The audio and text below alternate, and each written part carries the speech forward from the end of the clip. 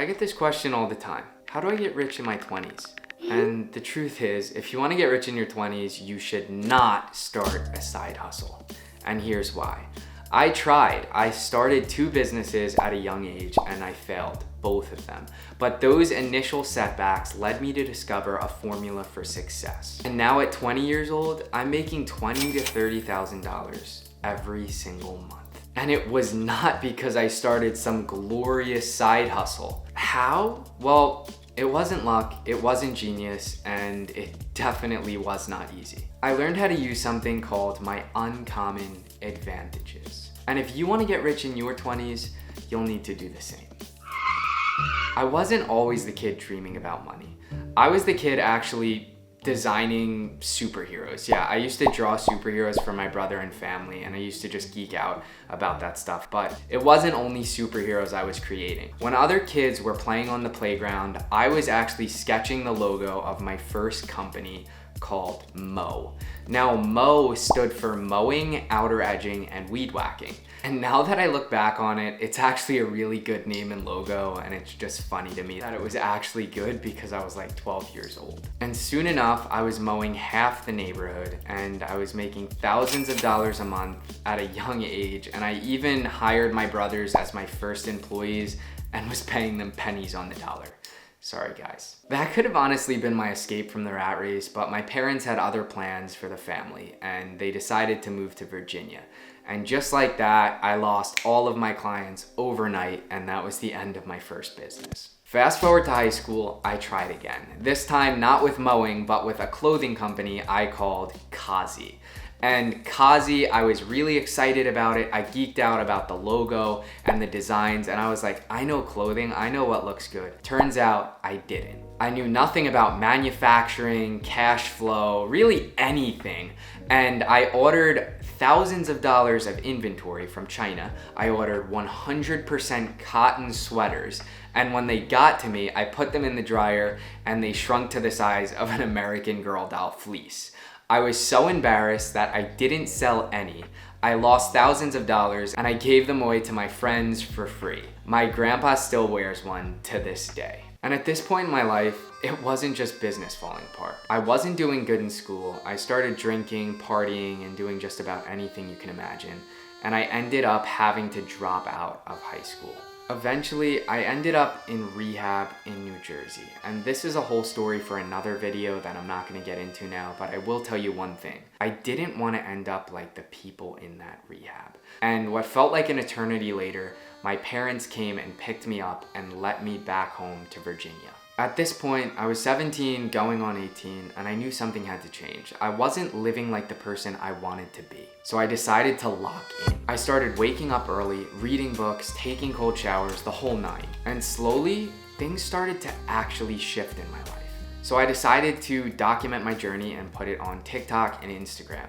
And I built up a small following. I think it was about 60,000 followers. And it felt really good that people related and wanted to hear my story. Then I went back to high school and graduated despite all odds. And I decided to work for my dad's e-commerce company called Lone Survivalist. And at first, my dad had doubts. Who wouldn't? The kid from rehab who dropped out of high school, who went back, who now seems to turn a new leaf. What makes me want to hire you?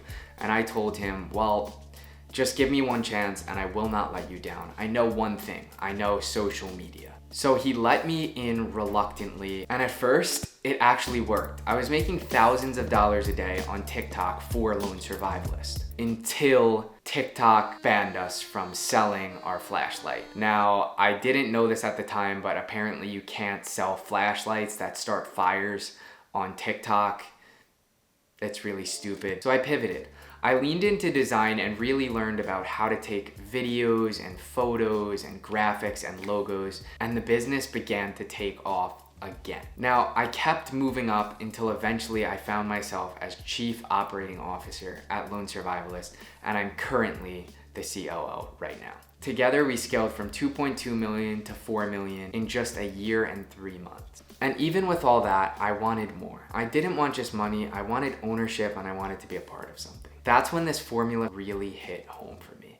and I learned about uncommon advantages. Now for me, it takes me back to all the way when I was a kid, designing superheroes, making that first Mo logo, and then doing the clothing line and the logo and the branding. I really stepped into that and was like, I'm uncommonly good at design. Why am I not using this? So I really stepped in and built on my uncommon advantage of design, and that's how I built my first successful company, Bladebox. Now, Lone Survivalist had thousands of customers, and I was like, what are they gonna want that I could use my design skills for? So I thought about a knife subscription, and I was like, all of these people have knives. They're gonna want good knives. They're gonna want good branded knives. Why don't I just make them awesome knives that deliver to their door every single month? So that's what I did. I used my already uncommon advantage of having my dad's email list and pitched him this idea of, I'm gonna design these 12 knives and I'm gonna do it like this. And he was like, go for it. So we did it. For the first time, I leaned fully into my uncommon advantage of design and branding.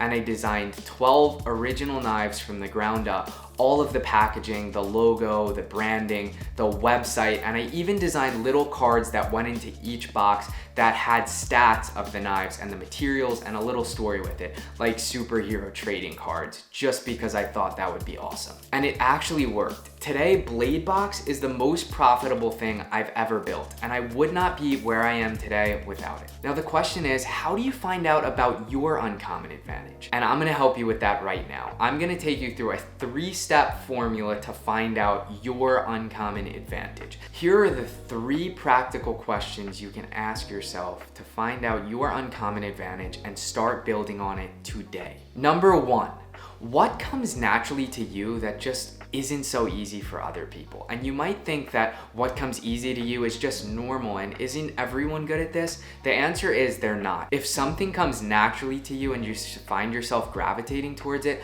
odds are it's one of your uncommon advantages. Second, what do people already ask you for help with? Now, for me, it was more art related and branding and logos and stuff like that. But if you're good at teaching or building things or fixing things or math homework, whatever it is, that could be one of your uncommon advantages. So what do people ask you for help with? Third, where have you already put hours into even without being paid?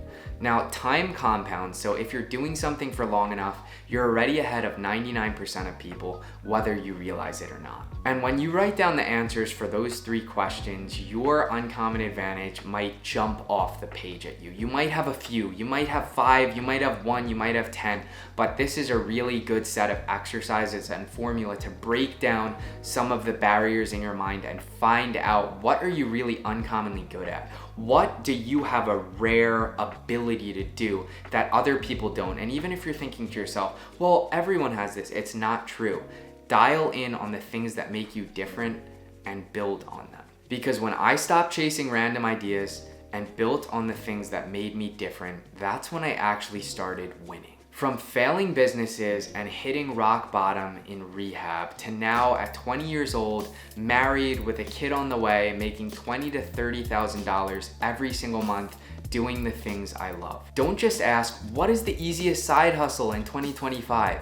Ask, what's my uncommon advantage? Because that's the only way to stop competing with others and actually start winning. Now, if you like this video, please subscribe. It would mean a lot to me. Thank you for watching, and see you next time. Shalom.